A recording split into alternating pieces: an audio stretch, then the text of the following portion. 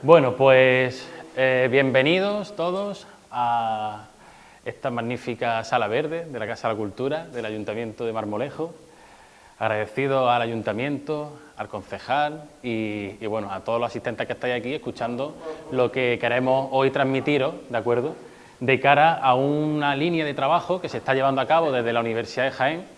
Pero no solamente estamos hablando de Jaén, estamos hablando de una iniciativa que os vamos a hablar que afecta a toda Andalucía y que se presenta en un contexto europeo, ¿no?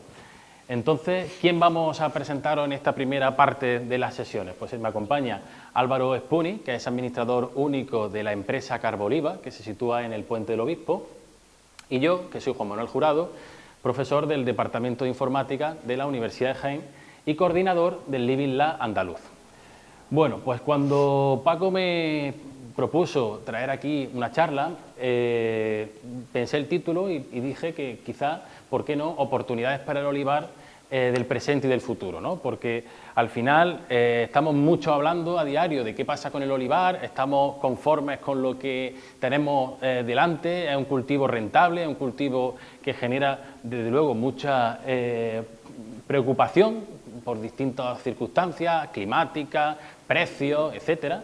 Y el Living Lab andaluz es una entidad que se va a constituir en Andalucía con vocación de ser permanente en el territorio, ¿de acuerdo? Lo financia un proyecto europeo que se llama Living Soil y nos dan 2 millones de euros para mejorar la salud del suelo del olivar en Andalucía. Y vamos a contaros ahora un poco esto de qué trata. ¿Qué pasa? Que antes de hablar de este Living Lab, ayer volviendo de Madrid, que no pude estar en la inauguración, Paco, la verdad que me dio coraje, pero era un asunto que tenía ahí ya comprometido, pues vi que al final está todo el mundo hablando, se están reuniendo las organizaciones agrarias, sesiones previas, Expoliva, qué pasa con los aranceles de Estados Unidos y cómo nos afecta esto al precio del aceite, ¿no? Y bueno, familiares que están aquí me preguntan, Juanma, ¿pero qué pasa con los aranceles de Trump de cara al aceite? Bueno, pues hice un surfeo por la red y simplemente quería señalar que, bueno, parece que los aranceles ascienden a un 20% de impuestos por Estados Unidos a todos los productos provenientes de la Unión Europea y de cara al ejercicio pasado se enviaron 113.416 toneladas de aceite de oliva por un valor de más de 1.000 millones de euros, ¿de acuerdo?, de los cuales 800 millones de euros provienen de Andalucía, ¿de acuerdo? Esto quiere decir que, evidentemente, pues bueno, digamos que es un país que conecta mucho con esta exportación que hacemos de este producto desde Andalucía, pero si leemos un poco qué se está publicando sobre esto en redes, pues encontramos de todo, ¿no? Desde gente que entra en pánico, gente que tiene preocupación por cómo esto realmente afectará al precio de la próxima campaña.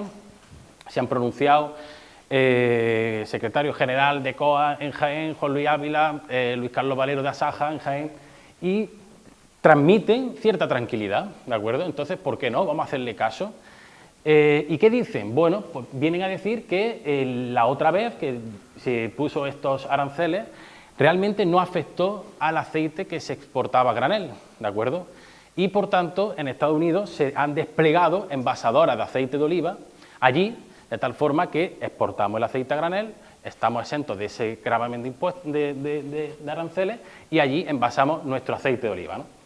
Por otro lado, vemos también que, evidentemente, esto no es un arancel que se pone al aceite español, es un aceite, se le pondrá arancel al aceite italiano, al aceite de todos los países de la Unión Europea y del resto, incluso de Túnez, ¿de acuerdo? Que eso es muy importante, que creo que es superior al nuestro. En definitiva, esta información es del 3 de abril, del 4 de abril, de ayer. Cuando pasen 2 semanas, esta información será distinta, seguro, ¿vale? Entonces, ¿qué sentido tiene desarrollar un Living Lab? Pues el único sentido es incorporar aquí a agricultores, empresas, aquí tenemos hoy una representación, administraciones públicas, centros de investigación, universidades, en una misma entidad capaz de transmitir información actualizada que sea de valor a un agricultor que lo único que necesita es saber qué rédito, qué rentabilidad o cómo le afectará todo esto que desconoce al porvenir de su plantación, ¿de acuerdo? Entonces, digamos que ya encontramos un sentido por el que queremos que esto exista, ¿de acuerdo?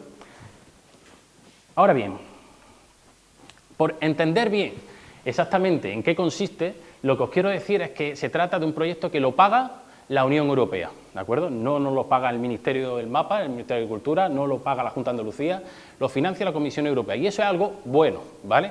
¿Por qué es bueno? Porque, en definitiva, la Comisión Europea es la responsable de la mayor parte de fondos que reciben las administraciones en España y en el resto de países miembros de la Unión, ¿no? Y en concreto esto se enmarca dentro de su misión suelos, que quieren tratar de mejorar la salud de los suelos en zona agrícola, zona urbana, ¿de acuerdo? Nosotros nos vamos a centrar en suelos agrícolas. Y para el año 2030 van a desplegar una red de 100 Living Labs. Pero claro, lo primero que quiero explicar es qué me está diciendo este señor lo que es un Living Lab. Yo hace un par de años lo escuchaba y no sabía lo que me hablaban, ¿vale? Yo sabía lo que era un proyecto de investigación, un proyecto de transferencia a las empresas, pero un Living Lab ya es una palabra que es inglesa y que la traducción literal es laboratorio viviente. Para que podamos todos entender de lo que estamos hablando, un Living Lab será una nueva entidad, un centro que aglutina estos actores de los que he hablado, agricultores, administraciones públicas, empresas y universidades, para demostrar las soluciones que tienen un efecto positivo sobre la salud del suelo. De tal forma que vamos a irnos a una finca en Lopera, que la hemos elegido, que tiene unos problemas importantes de erosión, tienen unas cárcavas, el hombre ha invertido allí más de 15.000 euros en poner allí una barricada de hormigón, se le han desmoronado, vamos a ver en cómo podemos ayudarle a estabilizar esa cárcava, de tal manera que demostremos al resto de agricultores de Lopera, de Marmolejo y de la Campiña que puedan visitar esa finca que esa solución funciona, ¿vale? Y el coste que tiene esa solución, porque no olvidemos de que las soluciones hay que pagarlas. Nosotros no vamos a tratar de arreglarle los problemas a la gente, lo que queremos es tratar de estudiar un problema, analizar el coste que tiene ese problema, ver cómo se lo podemos resolver, hasta dónde podemos cofinanciar con ellos y sobre todo que sirva de ejemplo para replicarlo en fincas vecinas, ¿de acuerdo? Me ponen por caso una finca en Utrera con más de 20 hectáreas de superintensivo, que además la han sembrado favor a la pendiente, y claro, hay una erosión laminar y además de cárcava importante, y me decían, Juanma, es que esto te cuesta a ti un pastón arreglarlo, y digo, no, eso le va a costar a usted arreglarlo. Yo le voy a dar los mecanismos para arreglar ese problema que tiene y le voy a ayudar a ponerlo en marcha, ¿de acuerdo? Pero esa es su finca y cuando usted saque los beneficios de esa finca lo va a recibir usted, no lo voy a recibir yo. Entonces, entendamos bien cuál es nuestro papel en todo esto, ¿no? Bien. Aquí estamos hablando de olivar porque el Living Lab andaluz es una entidad que se dirige a la mejora de la salud del suelo del olivar, pero se enmarca dentro del Living Soil, que es el proyecto que aglutina 5 Living Labs en Europa, uno en Portugal, en Francia, en Italia y en Polonia. Y vamos a trabajar con diferentes cultivos leñosos, desde almendros, avellanos, viñedos, ¿de acuerdo? Y manzanos en Polonia, de tal manera que se van a estudiar cómo las distintas soluciones cambian en función del tipo de cultivo que allí hay puesto, ¿no? ¿Y cuáles son los objetivos? Vamos a prevenir la erosión, vamos a mitigar los efectos de la sequía, ¿de acuerdo? Fijaros que ahora estamos en una situación que parece que hay agua de sobra, pero apuntaba Raúl que el olivo no solo vive del agua, necesita nutrientes del suelo, ¿vale? Y eso es lo que nosotros también tenemos que analizar. Por cierto, no sé si recordáis que hace un año y medio la Junta de Andalucía dedicó, creo que más de 8 millones de euros en el plan de sequía a financiar proyectos de investigación a las universidades para resolver el problema que había en todas las fincas, que es que no había agua. Bueno, pues estamos realmente ante un escenario climático muy cambiante, ¿de acuerdo? Habrá años de agua, años que no tendremos agua. Vamos a preparar nuestros olivares para que sean capaces de todo esto llevarlo de una manera sostenible, ¿no? Claro, sostenible, ahora sale una palabra sostenible, que esto, sostenible, aquí somos sostenibles antes que personas, ¿sabes? Pero bueno, ¿qué significa la sostenibilidad? ¿Qué significa la sostenibilidad? ¿Estamos ante una sostenibilidad económica? ¿Eso quiere decir que lo único que necesito es que mi olivar sea rentable anualmente? ¿O estamos ante una sostenibilidad ambiental? ¿Queremos que mi olivar sea un jardín botánico? ¿O queremos una sostenibilidad social? Es decir, que el olivar sea capaz de atraer a una gente joven capaz de dedicar su tiempo a una actividad económica como es la agricultura, ¿no? Bueno, pues todas esas facetas de la sostenibilidad las estudiaremos en las distintas fincas distribuidas por Andalucía que ahora os presentaré sobre un mapa, ¿no? Estructura y biodiversidad del suelo, si el suelo está muy compactado, si transpira mejor. Reducir la contaminación por aguas contaminantes, por un abuso de un herbicida, plaguicida, etcétera, ¿vale?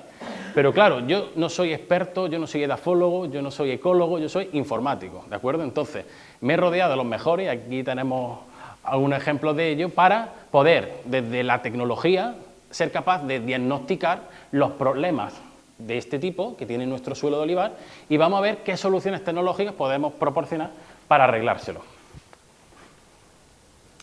Aquí tenéis simplemente un caso extremo de hasta dónde puede llegar una cárcava en un olivar, ¿de acuerdo? Que evidentemente esto, digamos que es una cosa, digamos, irremediable, ¿no? Porque en definitiva cuando hablamos de cárcavas muy profundas, el objetivo es estabilizar la cárcava, es decir, que no siga agrandándose ese surco, ¿de acuerdo? Pero bueno, vamos a evitar que lleguemos a esa situación, ¿de acuerdo? Y vamos a tratar de ver cómo lo hacemos en este Living Lab. Quiero deciros que, bueno, yo estuve un tiempo en la Universidad de Granada dando clases, luego volví a la Universidad de Jaén y he tenido la gran suerte de contar con un equipo de más de 50 personas, investigadores de la Universidad de Jaén, involucrados en un proyecto de esta categoría, ¿de acuerdo? Por tanto, estamos desde las tecnologías de la información, comercialización e investigación de mercados, marketing, personas referentes en el sector del olivar como Manuel Parra, Silvia Satorre, José Domingo, Antonio Garrido, Julio Calero, algunos nombres que están, bueno, llevan toda su vida profesional dedicada al olivar. Y ahora el consorcio. Esto es muy interesante porque el Living Lab no es un consorcio cerrado, digamos un consorcio abierto a que se unan nuevas empresas y nuevas organizaciones agrarias. De hecho, bueno, yo me casé en el 2023, en mayo, ¿vale? Yo pensaba que íbamos a tener un verano relajado, pero resulta que la convocatoria de este proyecto finalizaba en septiembre de ese mismo año y fue unos meses express para construir un consorcio que hemos ido mejorando, ¿vale?, hasta llegar a este conjunto de entidades que seguirán siendo más y más conforme vayamos avanzando, ¿de acuerdo? Pero me gustaría poner en valor, por supuesto, Carboliva, que está hoy aquí, que os explicará el proceso necesario para crear biochar, para producir biochar y sus beneficios que tiene. No voy a entrar aquí en eso, pero me gustaría también mencionar, por ejemplo, el que estén las tres organizaciones agrarias, ¿de acuerdo? Estamos hablando de COAG, de UPA y de Asaja, que representan a un importante volumen de agricultores en Andalucía. Y también en la Universidad de Jaén coordina el proyecto, pero también está involucrada la Universidad de Granada. Aquí tenemos investigadores de la Universidad de Granada e investigadores del proyecto. La Universidad de Córdoba, con la Cátedra de Inteligencia Artificial, la Universidad de Almería, el IFAPA, ¿de acuerdo? Por tanto, hay una base muy sólida científica que avale las soluciones que vamos a demostrar. Lo primero que discutimos aquí, cuando hablamos siempre de esto, es la tipología de olivar. ¿Cuál tipología de olivar es mejor según el sitio en el que estamos? Bueno, esa respuesta daría lugar a una discusión entre todos de más de una hora. Pero aquí lo que se trata es de que nuestro Living Lab analice las soluciones para distintos tipos de plantación. Nos vamos a ir a un olivar con una pendiente pues, superior a un 15 o un 20%, un olivar de montaña, ¿vale?, no mecanizable, por tanto eso tiene unos costes adicionales, ¿de acuerdo? Luego nos vamos a ir a un olivar mecanizable, que es más fácil trabajarlo, y con la tecnología que tenemos podemos ser capaz de, bueno, abaratar ciertos costes. Luego tenemos olivar de secano, cómo está el suelo en ese olivar de secano frente a un olivar de regadío, con esa falta de agua que en su momento puede llegar a tener. Y luego el debate del que todo el mundo habla, esa tendencia hacia el olivar superintensivo. Yo hablaba con un agricultor que trabajaba su finca, su abuelo, luego su padre y ahora él, y resulta, estaba en Sevilla y tienen hectáreas y hectáreas de superintensivo. Cuando me hablaba del coste que tiene la recolección por árbol o por hectárea y la rentabilidad que tiene cada árbol y cada hectárea en comparación con el olivar nuestro de Jaén, no es comparable. No voy a decir las cifras por no crear mala sangre. Entonces, en cualquier caso, lo que os quiero decir con esto es que cada tierra, cada región, tiene que identificar cuáles son sus actividad agrícola y evidentemente no se trata de arrancar olivar tradicional, solamente se trata de analizar qué necesita ese olivar tradicional para que siga siendo rentable, ¿de acuerdo? Porque honestamente, si un olivar no es rentable, ese agricultor tiene un problema. Bien, pues vamos a analizar todo esto también, por tanto las fincas, que van a ser 22 fincas sobre las que vamos a trabajar en estos 4 años, tendrán todas estas tipologías, y bueno, he hablado de marco de plantación, de tipos de fincas, y luego también tenemos que hablar de diferentes tipos de suelos, ¿vale? Si son suelos más arcillosos, pues si son suelos franco-arenosos, en fin, toda esta tipología que también vamos a ir a trabajar. Aquí tenéis el mapa de Andalucía, ¿de acuerdo? Si queremos construir y desplegar durante estos 4 años y medio un Living Lab que sea permanente, ¿de acuerdo? Que sean empresas que formen parte de él y que se nutran unas de otras porque uno te provee un producto, el otro te lo compra, el otro lo aplica en su finca de forma más económica y todo ese ecosistema funciona, ¿vale? Vamos a tener 10 fincas en Jaén, 3 fincas en Córdoba, 2 en Sevilla, 2 en Granada y 2 en Almería, y en Málaga, Cádiz y Huelva, 1. Cada socio del Living Lab propone una finca de tal forma que son, digamos, referentes para ese lugar, bueno, de todo lo que se va a aplicar allí. Y fijaros el mapa de entidades que tenemos distribuidas por todo Andalucía. Bien, cuando hablamos de la solución, os presentaba antes que nuestra filosofía no es arreglarle el problema de una cárcava a un agricultor concreto, sino tratar de identificar si ese problema es un problema común en esta comarca agrícola y vamos a diseñar una solución que sirva para replicarla en más sitios. Por tanto, tenemos que proponer una solución innovadora, tenemos que demostrar que esa solución innovadora funciona y luego tenemos que transferirla. ¿Eso qué quiere decir? Que tiene que haber una empresa que haga viable que esa solución de poner diques en una cárcava le llegue al agricultor y no es toda una logística en la que tenemos que montar para que eso se pueda llevar a la práctica. Y luego la replicabilidad, y eso lo hemos tenido en cuenta de cara a elegir las fincas. La finca o forma parte de alguna cooperativa o forma parte de almazaras que de alguna manera tienen una visibilidad en el territorio. Y vamos a favorecer que esa solución, que se demuestre que funcione, puede replicarse. Oye, ¿y qué pasa si no funciona? No pasa nada, tenemos 4 años para corregir los posibles malos diseños que se hagan de entrada. Todo no será perfecto, habrá cosas que vayan mejor y otras que vayan peor. Hay que ser honesto y se dice desde un principio, ¿no? Y ahora, sobre lo que os quería hablar es sobre lo que tenemos ahí expuesto en la feria, que algunos de vosotros me habéis preguntado, esto cuánto cuesta, esto qué hace, ¿vale? Bueno, pues el dron más voluminoso está del orden de 18.000 euros, el equipamiento que tiene sobre su base está del orden de 100.000 euros, ¿vale? Evidentemente no es un equipamiento que compre todo el agricultor, pero sí que puede tener cierto sentido que una empresa de servicio agrícola preste, bueno, este servicio para, por ejemplo, detectar enfermedades, hacer predicciones de cosecha, estimar la salud del suelo, en fin, una serie de utilidades que voy a ir mencionando poco a poco. Esta primera es la reconstrucción en 3 dimensiones de lo que es la copa del árbol, el volumen de su copa, la coloración de las hojas, ¿vale? Todo lo que nos puede ayudar a entender la morfología del olivo, ¿de acuerdo? Luego tenemos que analizar también la escorrentía. Esta es la finca de la que os hablaba en Utrera, ¿no?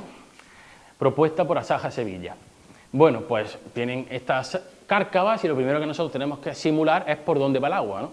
Para simular la escorrentía.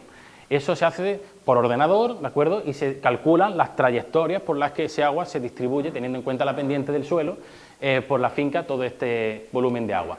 Y después se tendrá que analizar cuál es la actuación que allí se va a resolver. Para eso necesitamos también un dron con estas características.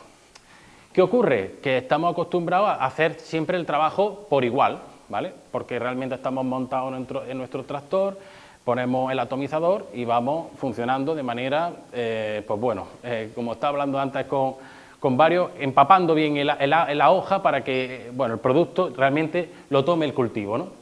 Pero ese no es el futuro, porque el coste de los productos fitosanitarios son cada vez más altos y hay que optimizar su uso, ¿de acuerdo?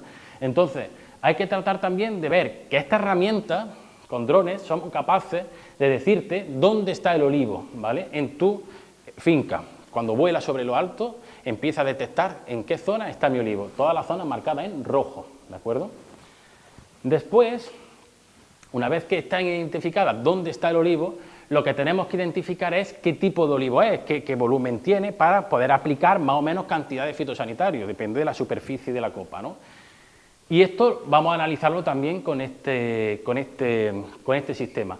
Pero luego, además, vamos a caracterizar el olivo con propiedades que nos indiquen cuál es su estrés hídrico, cuál es su vigorosidad, ¿de acuerdo? Que nos ayude a comprender si realmente estamos ante una planta que tiene un desempeño funcional adecuado o simplemente estamos en una planta que puede estar enferma, ¿de acuerdo? Y por tanto, podríamos detectar también algunas enfermedades.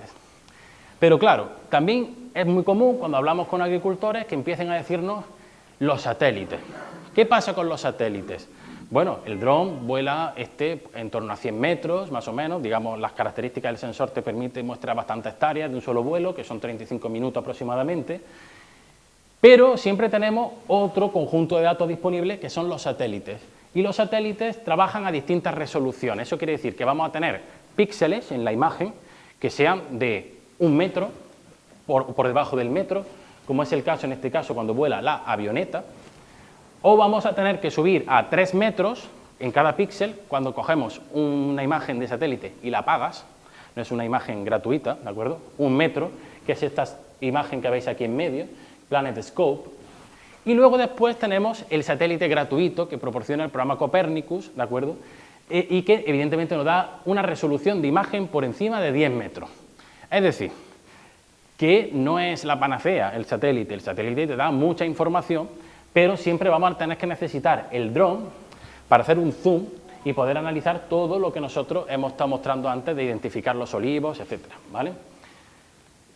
Quiero esto decirlo porque muchas veces se generan unas expectativas con el satélite que yo quiero poner el uso del satélite para lo que sirve, ¿no? Bueno, aquí tenemos un zoom de cómo se puede ver con la resolución del dron, un recorte en esa imagen de una finca en Andújar. La resolución de la avioneta, que es bastante buena también, por debajo de 1 metro, es decir, ya puede empezar a dibujar la forma del árbol y demás. Y luego tendríamos las otras resoluciones que, fíjate, ya no se identifican bien los árboles, ¿de acuerdo? Se ven ahí un conjunto de píxeles emborronados que no se ve muy bien con ese zoom lo que hay debajo, ¿no? de eso.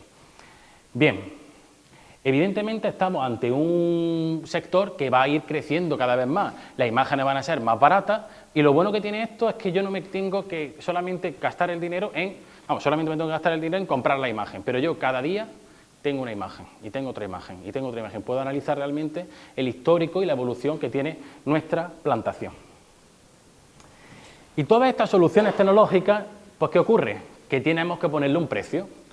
¿Cuánto cuesta que un agricultor use un dron para este tipo de aplicaciones? Para poder saber cuánto fitosanitario, cuánto fertilizante necesita este olivo, qué tipo de herbicida tengo que aplicar aquí. Bueno, todas esas actuaciones, ¿cuánto cuestan?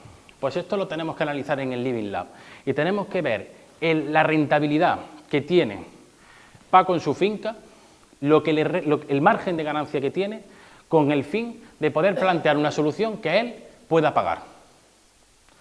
De tal forma que cuando yo agote el presupuesto del Living Lab, este señor haya visto que en su finca esto le genera un beneficio y tiene un interés por seguir continuándolo, y en cuanto al coste que supone, él puede pagarlo. Porque si él no puede pagarlo, me dirá, Juanma, ve otra vez, pide otros 2 millones de euros, vuelvo otra vez a mi finca y seguimos funcionando, porque es que yo esto no me lo puedo permitir, ¿vale? Y eso es fundamental, ¿de acuerdo? Por eso tenemos que ser capaces de buscar beneficios de tener una finca con un suelo sano, ¿vale? Y tendremos que tener una OVE diferencial. No todos los aceites de oliva virgen extra son iguales, ¿vale? Tenemos que ver cómo evoluciona el concepto de los créditos de carbono, que se han hablado mucho, ¿vale? Puede ser una ganancia para el agricultor, ¿de acuerdo? Cómo se fija carbono en suelo. Eso básicamente se absorbe, CO2, ¿de acuerdo? Y se fija como carbono orgánico en el suelo. El aprovechamiento de los coproductos, ¿vale? Coproductos. ¿Qué coproductos se pueden sacar aparte del aceite de oliva? Tenemos los residuos de poda. Se va a estudiar en el Living Lab cómo esos residuos de poda pueden ser útiles para producir bioplásticos. Por ejemplo, en los coches de la Ford se están montando ya, lo que pasa que ahí el problema es que estos plásticos, las resinas de la poda, generan un olor que a veces uno cuando se monta en el coche no quiere oler a madera, ¿me explico? O sí, o quiero comprarme un coche nature, ¿no? Y quiero montarme aquí y estoy continuamente oliendo a madera. Oye, pues no sé, quién sabe lo que uno quiere gastar su dinero. Pero Sin duda es un producto que puede tener un recorrido muy interesante. Hablábamos de los diques, no sé si habéis visto los diques para estabilizar las cárcavas que se pueden poner para, no sé si estos módulos, en vez de poner la barrera de hormigón con todo el mallazo y toda esa historia, se ponen unos diques chiquititos que permiten una filtración de agua, pero va sosteniendo de alguna manera toda la tierra que va llegando allí, ¿no? Ese material, que en un principio es algo cementoso de hormigón, bueno, podríamos generar un mismo material del hueso, de la ceniza del hueso de la aceituna, que sea algo más barato y que pueda incluso ser más ligero de cara a poder colocarlo. Pues todas esas cosas son las que se van a trabajar. El valor nominal de la finca. Una finca no vale lo mismo. No se puede contar lo que vale una finca por el número de plantas que tiene en ella. Eso es un absurdo, ponerle el precio a una finca en base a eso. Tenemos que analizar otras cosas, y como por ejemplo la salud del suelo. Estamos ante un suelo que no es fértil, por tanto, aunque yo cuente aquí el número de olivos que tengo, realmente la productividad de estos olivos es baja, ¿me explico? Entonces esto hay que analizarlo. Y luego la mayor productividad, y aquí tenemos un ejemplo que ahora se hablará de los hidroinfiltradores. Los hidroinfiltradores está demostrado que incrementan la productividad del olivar. Y también tenemos que ser capaces de demostrar, y así lo van ahora a exponer ellos, que mejora la salud del suelo. Por tanto, ¿cómo tenemos nosotros un suelo más sano? Bueno, un suelo más fértil, un suelo capaz de retener más agua, que el agua que llega a la finca se queda en la finca y no genera un destrozo en el camino que tenemos al lado, ¿de acuerdo? Todo ese conjunto de servicios ecosistémicos que vamos a tener que ir analizando, ¿vale? Vamos a resistir mejor el cambio climático, tanto cuando viene agua como cuando no viene agua, porque claro, ahora estamos contentos que viene agua, pero habrá que preguntarle según a quién, porque los que se han inundado ahí en las marismas de Huelva, yo creo que están harticos de agua, ¿sabes lo que te digo? En definitiva, tenemos que prepararnos para este cambio climático que, bueno, llamémoslo como queramos, pero desde luego tenemos unos cambios del clima bastante considerables. Y luego, por supuesto, el valor de la biodiversidad y del paisaje. Y ese es uno de los problemas que tienen las placas solares, que tenemos que se están quebrando la cabeza para ver cómo son capaces de integrar en una finca de olivar placas solares, olivar, y que cuando uno lo mire no se asuste, ¿vale? Entonces vamos a ver eso, cómo todo tiene un sentido si lo llega a tener algún día, porque bueno, hemos visto soluciones desde poner sombreros sobre cada olivo y sobre esa estructura, poner las placas con un material semitransparente, pero yo no sé eso hasta qué punto el laboreo de ese árbol se dificulta. En cualquier caso, vamos a analizar por supuesto también el valor del paisaje que lo tiene. Y bueno, hablaremos de las cubiertas vegetales, su efecto de cara a la salud del suelo, la rotación de cultivos. Tenemos que pensar que en un olivar no solamente tenemos por qué tener olivos, podemos tener algún tipo, pues no sé, de siembra de aromáticas, por ejemplo, de lavanda. Aquí se ha sembrado mucho tiempo algodón. Bueno, pues vamos a analizar también esto, si tiene sentido explotar esa finca más allá del cultivo del olivar. Y luego hablamos de una cosa importante, que es la PAC, que una vez que estuve también reunido con varios políticos, y además de los políticos había gente de agricultores, le dejaron hablar a los agricultores y lo que dijeron fue que de la PAC lo que tendríamos que quitar serían los políticos. Y digo, pues no podemos hacer eso, porque es que estamos hablando de la política agraria común.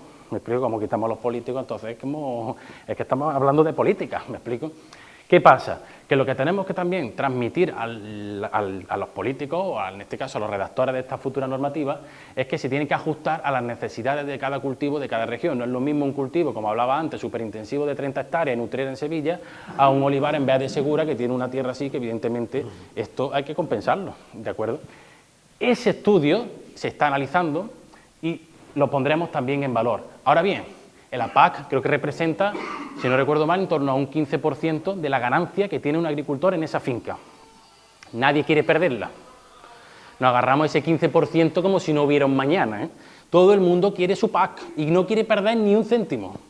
Bueno, usemos esa medida de presión para convencer en el cambio de cómo manejar el suelo. Vamos a que la cubierta vegetal se pueda gestionar de una manera que no sea un sobreesfuerzo para el agricultor con el tema de la desbrozadora, etcétera, etcétera, todo lo que conlleva respetar lo que nos pide la PAC. ¿Cómo voy de tiempo? Bien. Yo ya voy a terminar muy rápido. Aspectos clave, ¿vale? Oportunidades que tiene el olivar. Para mí, las tecnologías de la información, eso que hemos traído de la Universidad de Jaén y que vamos a emplear en el Living andaluz es el futuro, ¿de acuerdo? Tenemos que formar a los agricultores a emplear ese tipo de tecnología. Tiene que haber suficiente empresa de servicio para poder conocer la información actualizada del cultivo. Una persona muy experimentada, como muchos de los que estáis aquí, ve en abril cómo está su planta, la ve en septiembre, la vuelve a ver en septiembre y sabe lo que puede recoger. Pero hay personas más jóvenes que a lo mejor esa experiencia no la tienen y les cuesta trabajo eso hacerlo.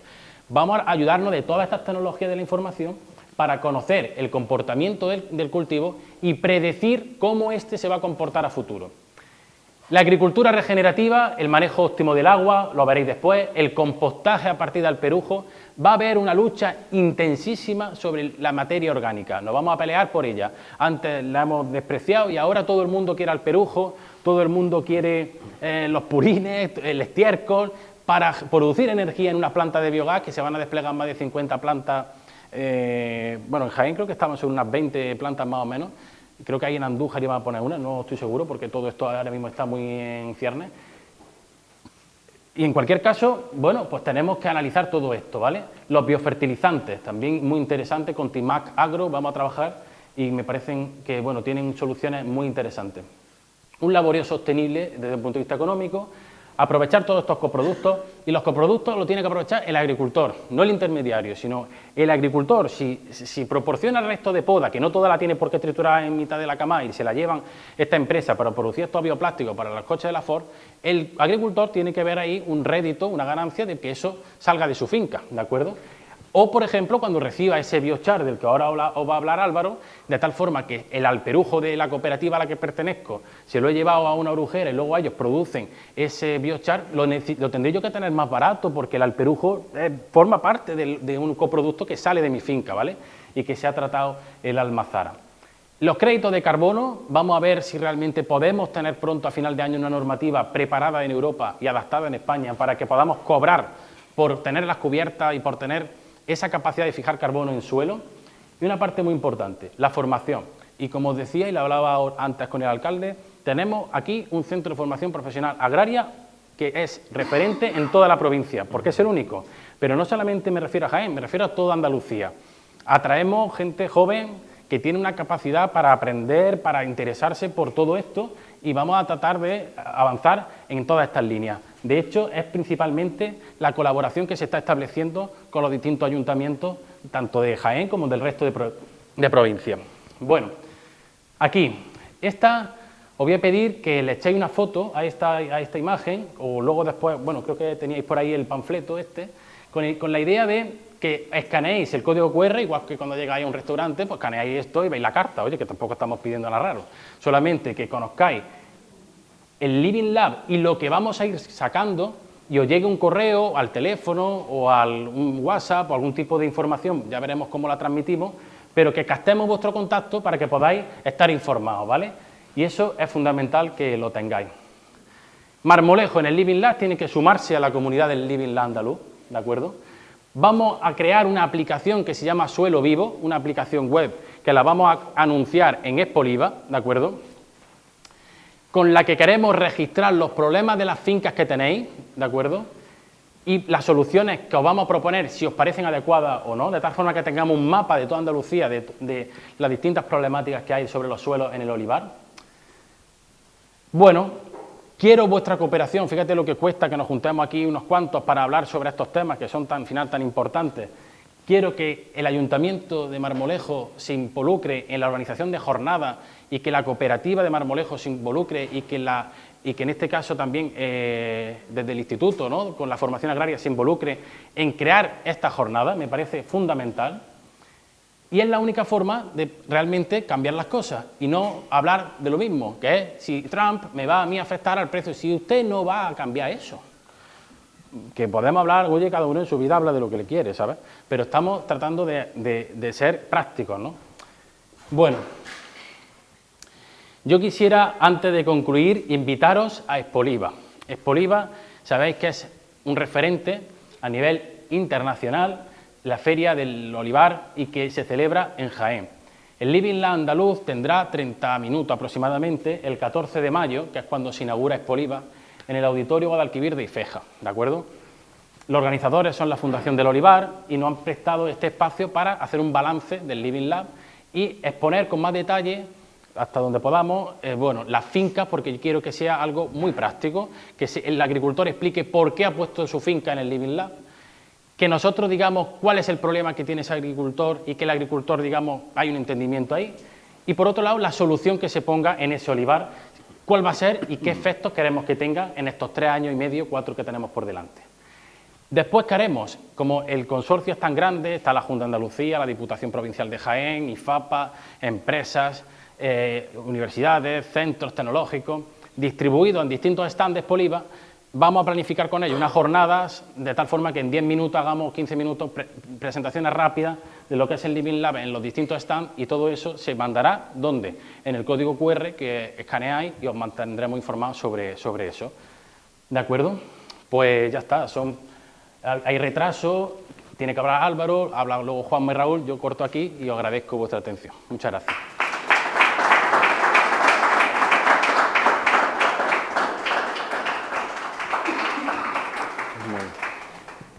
Bueno, muchas gracias al Ayuntamiento de Marmolejo, a la Universidad de Jaén y a Juanma y al programa Living Lab, pero a Juanma también por su profesionalidad y por su buen trabajo que hace y que está pendiente de todo el mundo. Carboliva es una empresa joven que se constituyó en 2017 y que está instalada dentro de COSUR, en Puente del Obispo. Nosotros somos un paso más, un eslabón más en la cadena de producción del aceite de oliva. Al final de la extractora está el orujillo, pues nosotros con ese orujillo y con ese hueso hacemos carbón vegetal. Y ese carbón vegetal para la agricultura hemos encontrado que es una gran ayuda y que es un buen soporte para regenerar los suelos y para recuperar fincas que estén tratadas durante 50 o 40 o los que sean años con abonos inorgánicos, con herbicidas, con fungicidas, todo eso mata o se sirve para una cosa pero también desarregla otra y entonces hay una nueva tendencia que me parece muy acertada que es intentar fomentar la agricultura regenerativa y para eso el biochar puede ser un factor importante. Bueno, para empezar, todo el mundo sabe que el aceite de oliva que la aceituna tiene un 20% aproximadamente de rendimiento y que después sale el orujo, pero del orujo casi nadie habla. Nosotros somos una familia que llevamos 4 generaciones con los subproductos del olivar y hemos trabajado en todos los, digamos, desde la almazara hasta ahora que estamos con el carbón, pero que mi abuelo en Osuna hacía ya carbón cuando le sobraba el orujillo que estaba muy barato, hacía el cisco que se llama para los braseros de las casas, que es lo mismo que estamos haciendo nosotros ahora. Bueno, sabemos el 20% del aceite y luego tenemos un 80% que es el orujo. Ese orujo, de las casi 2.000 almazaras que hay en España, hay 50 extractoras que básicamente el 90% de ese orujo se va a 50 extractoras, o sea, se concentra a... Voy a mover esto para aquí. ¿Sí? Te viene a este lado. Vale. Y no entorpecemos que se vea. Ahí está, perfecto. Vale. Entonces, es un poco poner de manifiesto los números, las cifras que son importantes. En una cosecha como esta, que va a haber 1.400.000, se dice ahora, falta un mes, pues 1.500.000 aproximadamente de toneladas de aceite de oliva, se producen nada menos que 6 millones de toneladas de orujo húmedo. Ese orujo húmedo se produce a una velocidad grande porque las almazaras cada vez tienen que moler más deprisa porque la aceituna ya no se atroja.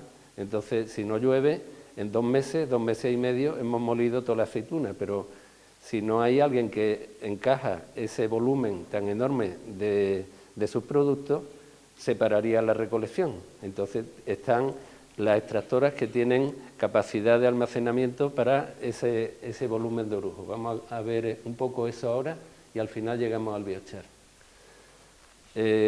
Lo importante de las extractoras es que tengan una potencia grande tanto de balsas como de secadero, porque ese proceso de aprovechamiento del aceite y del orujillo, del hueso y todo eso, si no es pasándolo por un secadero antes, no podemos valorizarlo. Entonces, hay 80 secaderos en España, que eso no lo pone ahí, y de esos 80 secaderos, hay un 40% que está con cogeneración. Y ahora voy a explicar lo importante que es que la continuidad de esa cogeneración y lo que pasa cuando no hay. Los valores añadidos que se sacan de todos sus productos es casi 2 millones de toneladas de orujillo, que es un combustible tan bueno como la poda, como la madera. Todas las maderas tienen 3.500, 4.000 kilocalorías por kilo. Es un combustible muy bueno. El hueso de aceituna también. El aceite de orujo, que es un aceite que, siendo 100% de la aceituna, para freír sirve mucho mejor que el girasol, por ejemplo. Entonces, es un aceite que se produce y se vende aquí la menor parte, porque se vende aproximadamente 30.000 toneladas, o de 20 a 30.000 toneladas, y se exporta mucho a otros países. Entonces, digamos, ese valor añadido es importante.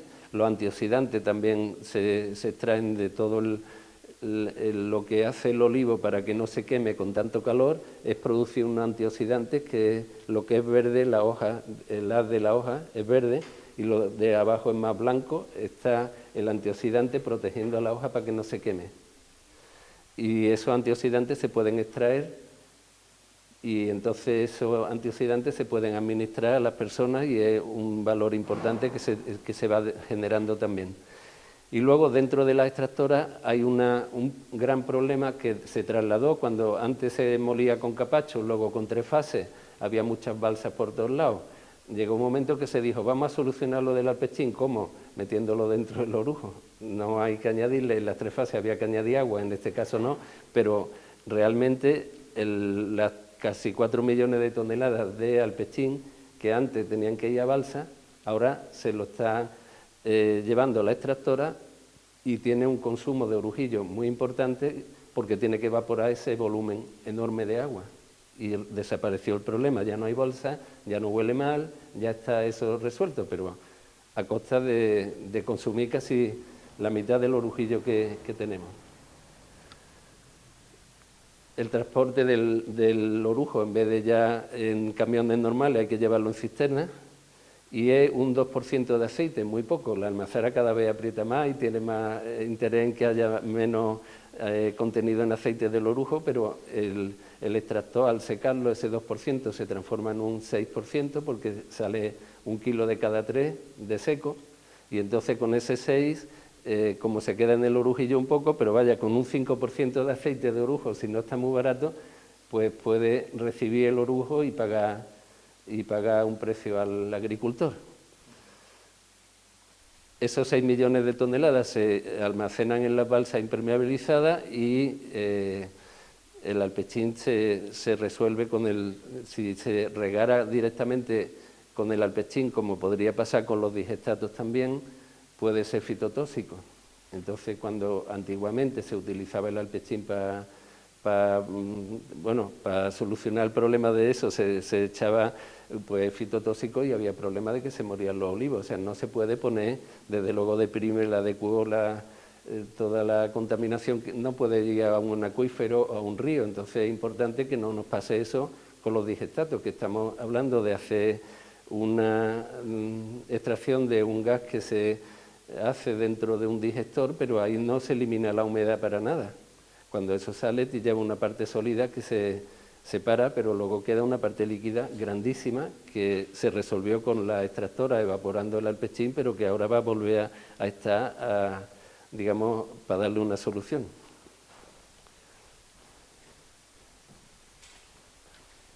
Bueno, todos saben lo que es el hueso y lo que es el orujillo. Para sacar el calor y poder secar el orujo, se utiliza el horno tradicional normalmente, que se alimenta o con orujillo o con hueso.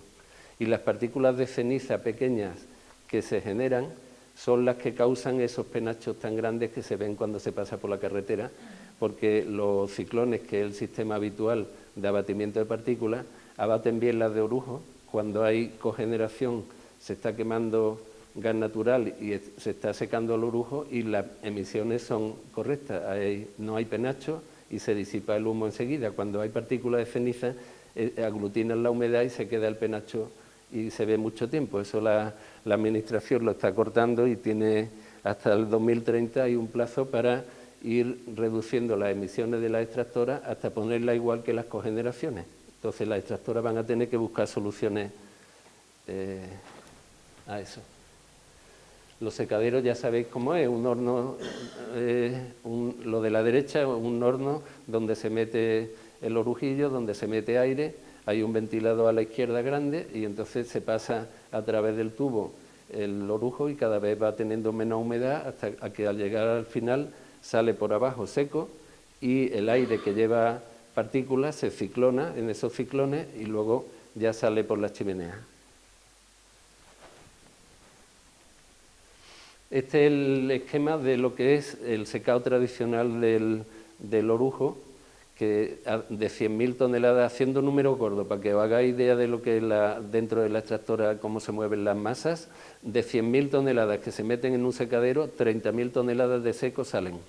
Y de ahí se han quemado 15.000 toneladas para secar y quedan 3.000 toneladas de ceniza, pero que no tienen un valor, se las llevan y las tiran, vaya como abono y tal, pero tiene mucho potasio, eso sí, pero digamos eso no tiene un valor económico para la extractora. Es el sistema tradicional que produce estos penachos que hemos comentado. El otro sistema es la cogeneración, que quemando gas natural en motores o en turbinas produce electricidad y luego el tubo de escape, digamos, lo mete en los secaderos y los secaderos secan el orujo. Y ese sistema no lleva partículas, no hay problema de penacho.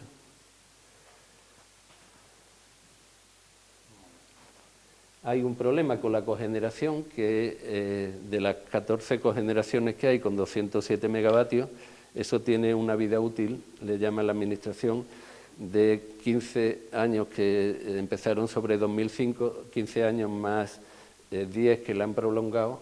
Con los purines pasa igual, como eso tiene un régimen especial que le llaman, que es una protección económica a la rentabilidad de esa inversión, que es una inversión muy grande, que le establecieron una especie de red para que no perdieran dinero, para que la gente invirtiera en eso, porque era interesante tener como un respaldo de cogeneraciones. Pero ahora ya parece que a partir de 2030 no se va a renovar y de hecho ahora están parando mucho las cogeneraciones y causando problemas de que en 2022 estuvieron 6 meses paradas, menos mal que como la cosecha era baja, pues no tuvo consecuencia al año siguiente de que las balsas estuvieran llenas, pero podía haberlo, nos puede pasar el año que viene. Este es el secado con cogeneración, a la extractora le viene mejor porque saca, como el calor lo pone la cogeneración, pues de las 100.000 toneladas de orujo saca 30.000 de orujo seco y las mismas 30.000 de orujillo, de forma que sale una cantidad adicional de orujillo, el doble. Si no, la alternativa, digamos, a la cogeneración, si eso deja de estar el sistema como ha pasado con los purines ahora, es poner un horno de pirólisis donde, ahora explico lo que es un horno de pirólisis, pero es cambiar el horno tradicional que tienen las extractoras de orujo por un horno especial que lo que hace es, sin oxígeno, calentar la biomasa en una especie de tubo que está girando dentro de una carcasa fija y ahí está, digamos, calentando la biomasa y sale ese humo blanco cuando quemamos la poda que sale. Esos son una serie de gases, no solo la humedad, que también, pero son una serie de gases que tienen un poder calorífico muy grande y que se pierden. En este caso se lleva a un combustor donde se traslada a energía térmica, 1000 grados, más de 1000 grados genera esa combustión. Entonces está, por un lado, produciendo ese gas que se quema y que se alimenta al propio proceso y se va a alimentar al secadero, y luego queda el carbón, que al no haber oxígeno dentro de ese recipiente, no hay partículas de ceniza porque no se deja que se queme, de forma que al no haber ceniza no hay que depurar las emisiones, son limpias también. Es un poco lioso, pero bueno, es contaros lo que es el cambio dentro de la extractora, que sería este tipo de horno que se instaló en el 2018 dentro de ECOSUR, como he contado antes, y que está generando el vapor que necesita COSUR. En este caso no está todavía con secadero, pero ahí está el carbón vegetal que sale y el vapor para la extractora. Perdona, una interrupción. La innovación realmente de Carboliva es justo aquí, ¿no? Sí. El incorporar ese horno pirólisis. El cambiar ese horno, el horno tradicional por el horno de pirólisis. Para eliminar todos esos residuos de la ceniza y todo ese tipo de cosas. Para evitar que o sea, que nosotros hemos encontrado el biochar, y el biochar es un magnífico producto, pero lo hemos encontrado de rebote, digamos. Lo que estábamos intentando es solucionar el tema de las emisiones, porque cuando hay un humo de secadero está saturado de humedad y no se puede meter en un filtro de manga. Hay una serie de sistemas de depuración que no son aplicables a esto porque van ácidos grasos volátiles. Hay una serie de cosas que enseguida colmatan, digamos, los sistemas de filtración habituales que hay. Eso es un horno, el de arriba, un horno de estos tradicional del País Vasco, donde hacen la madera, que lo ponen una pila de madera de mayor a menor y luego lo ponen con ramas y luego le echan tierra encima y lo cuecen, y eso se tira 3 o 4 días, que tiene que estar el hombre allí durmiendo, cada 3 o 4 horas le tiene que cerrar porque si no se le quema la madera. Y bueno, eso es muy antiguo, pero es que lo de abajo es ahora mismo. En Extremadura los hornos que se usan todavía es como llenar de madera muy bien apiladita una habitación entera, cerrar todo muy hermético, meter fuego por distintos sitios, pero irlo ahogando de forma que se va carbonizando la madera y no se quema. Y así se hace el carbón vegetal de Extremadura.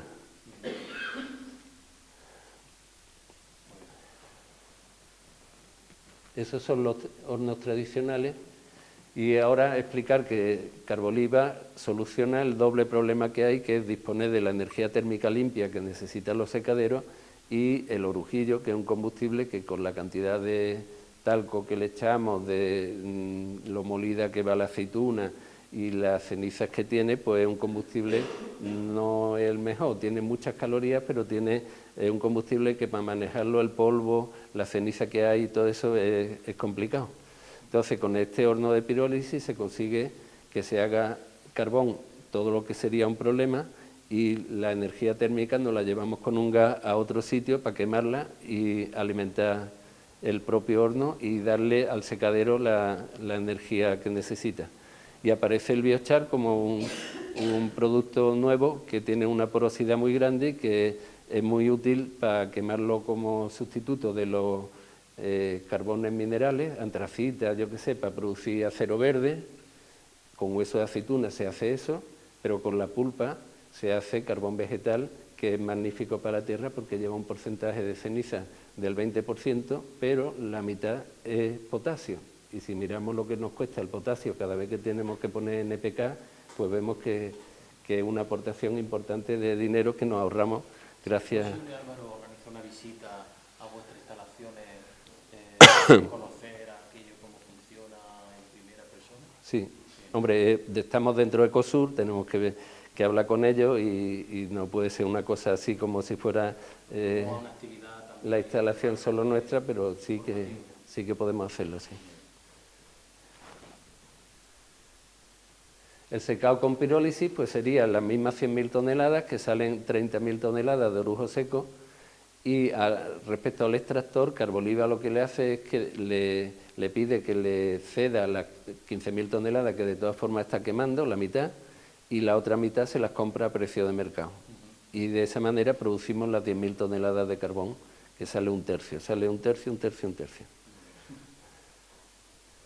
Al no haber partículas, pues no hay el extractor no está obligado a poner un electrofiltro, un sistema muy costoso y es un proceso libre de emisiones. Ese biocarbón puede ser combustible y la sostenibilidad que tiene la solución, porque está hecho con el propio orujillo que sale, lo utilizamos y secamos la siguiente cantidad de 100.000 toneladas.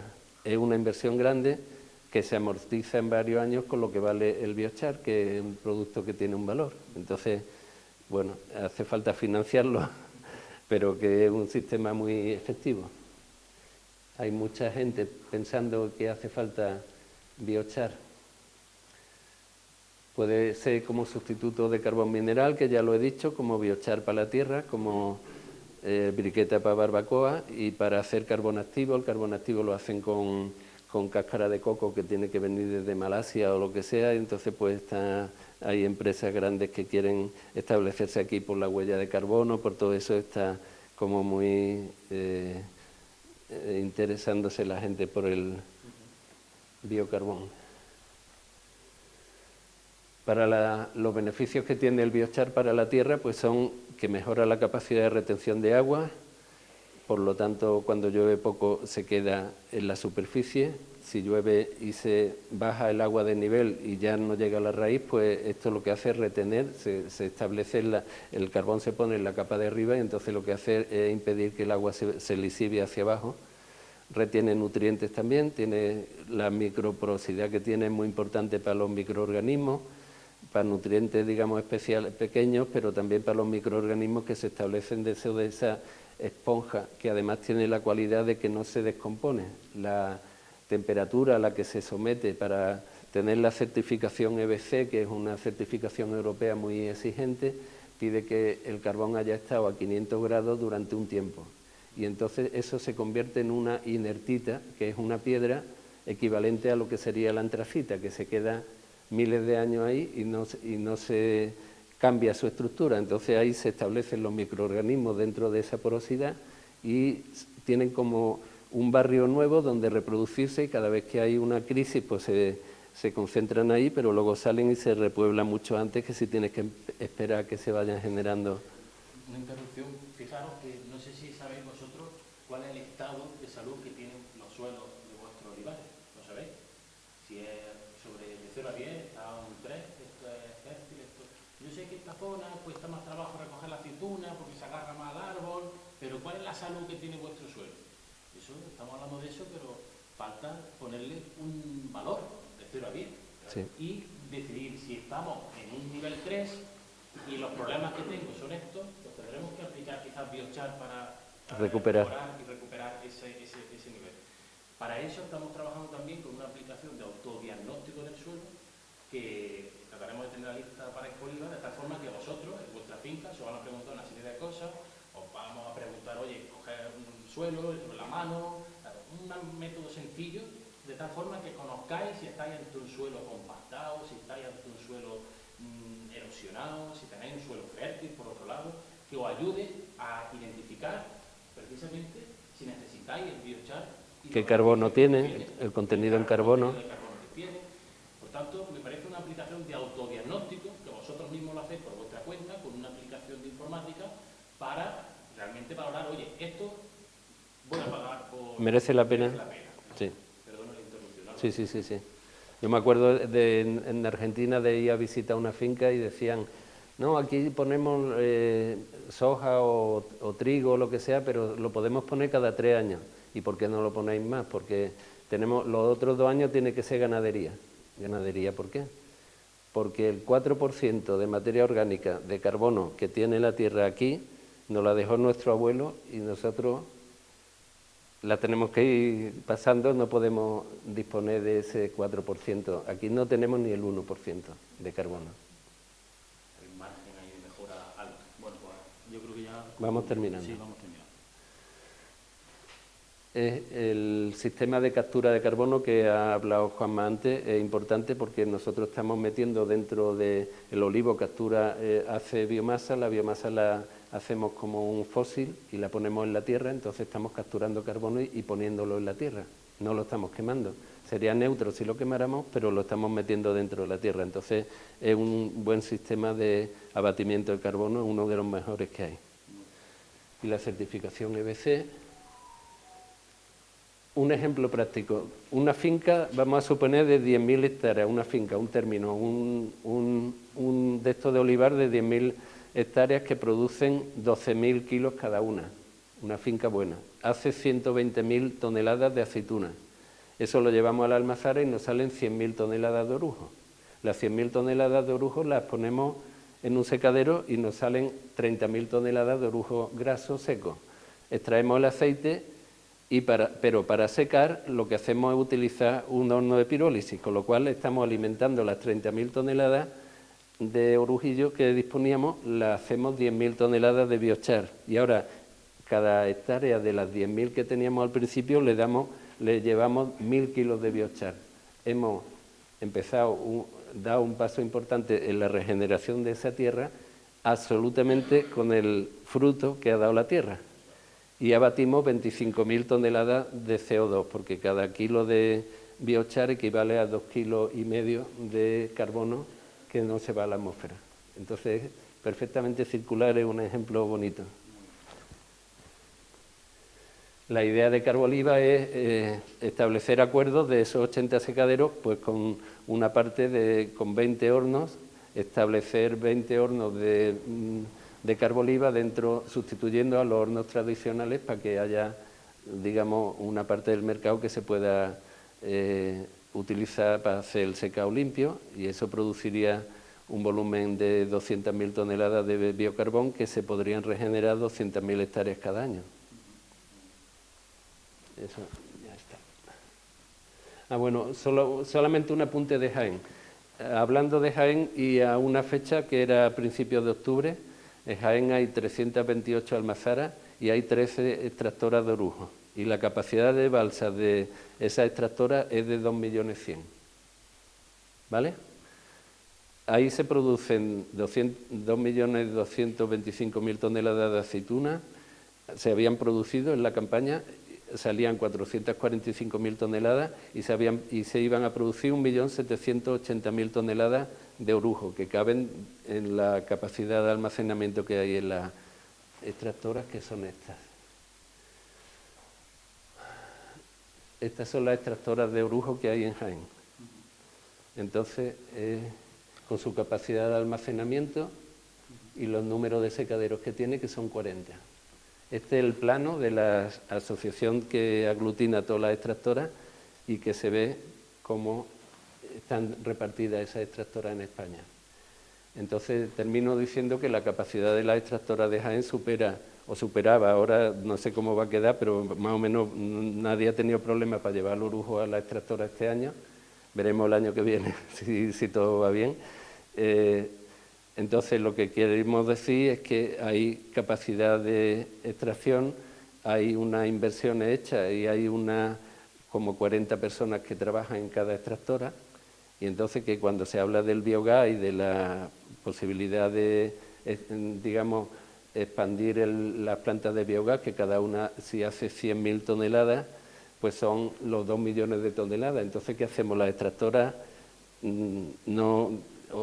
digamos, o blanco o negro, pero las dos cosas no puede ser porque hay 2 millones de toneladas. Entonces, que tenemos que pensar que es fácil poner encima de un plano alfilerito diciendo aquí vamos a poner una planta de biogás, pero que hay que ver que esa materia prima está yendo a las extractoras y que la extractora está viva y tiene sus valores añadidos. Entonces, bueno, el tiempo dirá, como ha dicho Juanma antes, cómo se va a desarrollar. Muchas gracias.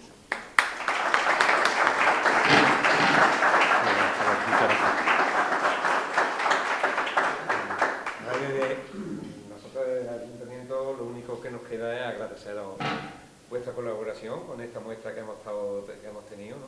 Y que queremos cada año pues llevarla más a cabo, que sea más grande, ¿no? Que se vea más, y informarnos de todas las ideas que nos estáis dando. Estamos cerca. Y contigo lo dicho, que ya hemos estado hablando un poquillo de ponernos de acuerdo y reunir, hacer una mesa de trabajo y juntarnos con agrarias, con agricultores y llevar esta acá. Nos pondremos a trabajar. Muy bien. Gracias, Paco. Gracias, Paco.